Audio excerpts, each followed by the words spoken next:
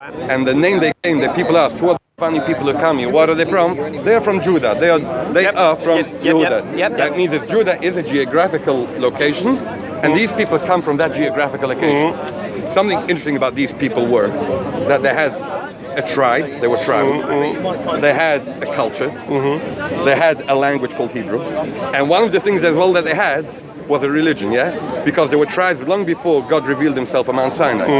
So they were the Hebrews, they're the Israelites. Now, that means that you could be born Jewish, and a Jew like me and him and any other Jew, without believing in God, without believing in the Torah, he won't be a religious. He won't be a religious Jew. He won't be a practicing Jew, but he'll have his same yearning back to his ancestral homeland, where his name Judah comes from, that geographical location. If he is from that tribe. That means let's first talk about that, and then we can take the next stage if we're going to go into Europe and all that. But let's first take the Jew born anywhere in the world that is ancestral, that his ancestors were in Judah, and that's the name they have today. Judah is because it's the geographical location.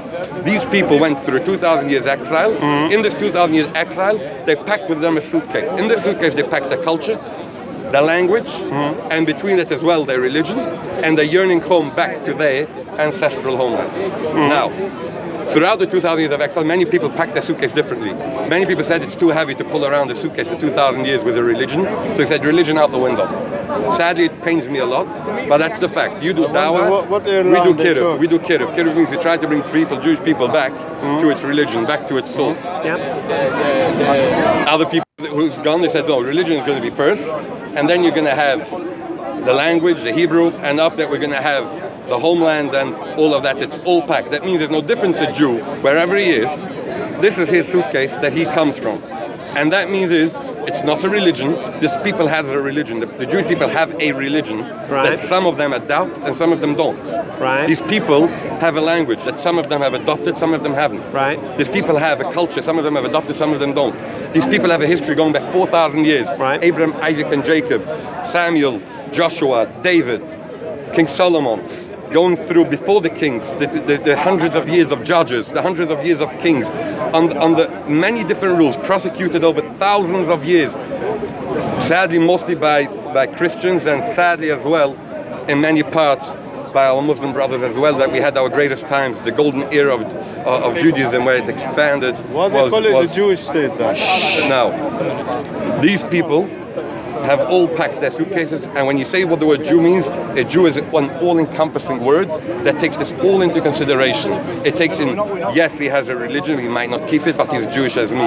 Yes, he has a homeland. What makes him Jewish? What makes them Jewish is that they are children from this geographical location, and how do you determine tribal. That? And how do you determine that? Now, so first of all, let's take stage one. Stage one is, this is what the word Jewish, stage one standard. This is that Jewish means. Now, who's a Jew? Now, there's a few ways to determine it. There's one way to determine it, is how the Jews themselves consider it. How does a Jew use this terminology? When I meet another Jew, or when another Jew meets me, how does he accept the Jewish people? If it's his tribe, how does he accept the person to belong to his tribe? If he says everyone with one sock, orange, one green, is considered Jewish, then that's their tribal understanding of it, then he is Jewish according to the Jewish people, and that's what counts. Now, if these people say that being Jewish means that your mother is Jewish, then that's what it counts, because this is what this tribe... Do you believe that? This is what I believe. Do you believe your mother has to be Jewish? I personally believe, yes, my mother has to be Jewish, or you can convert to Judaism.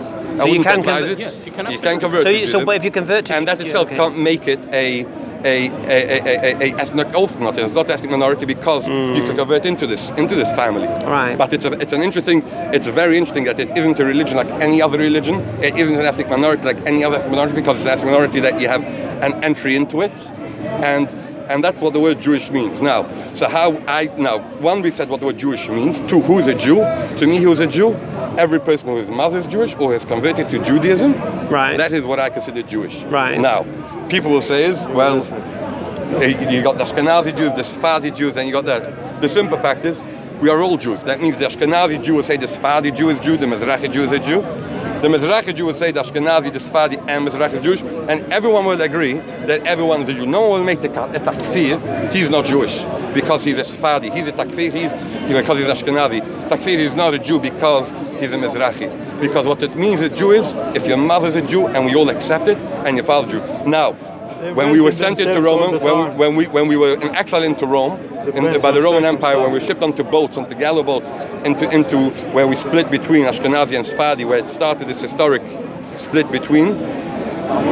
Yes, we converted people within Judaism, within the local population, who converted into Judaism, and once they convert into Judaism, they are Jewish like any other Jew, like it's written in Leviticus.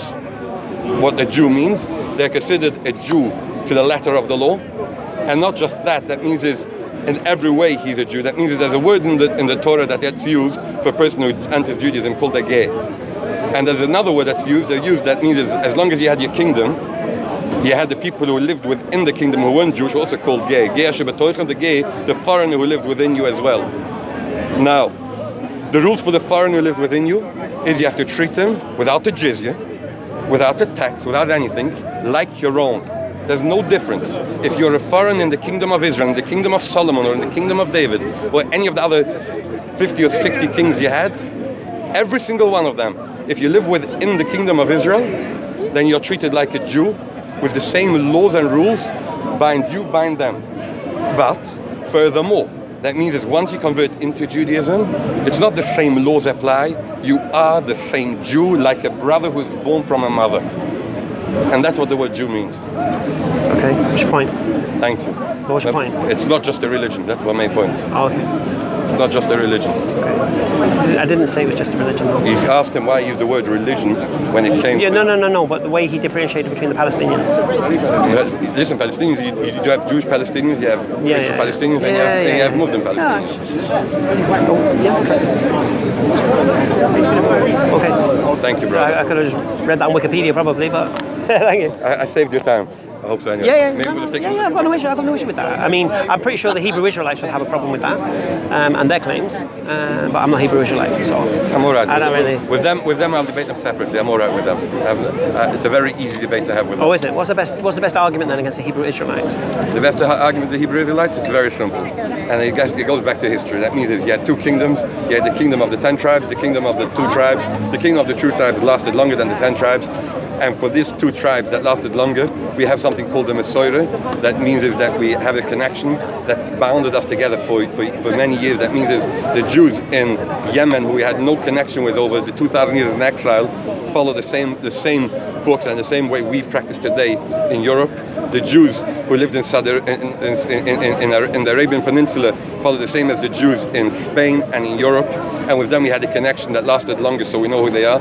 The 10 tribes who the Syrians attacked the kingdom of Israel were sent into exile in a far more vicious way, that they had to keep their identity in a very tight. So just so I understand, you're saying you accept the Hebrew Israelites as true Israelites. If they have their history says that they are the part of Israel, I knew he was going to say that. I have no way of knowing, because we lost contact with them many years ago. And what is their argument against you?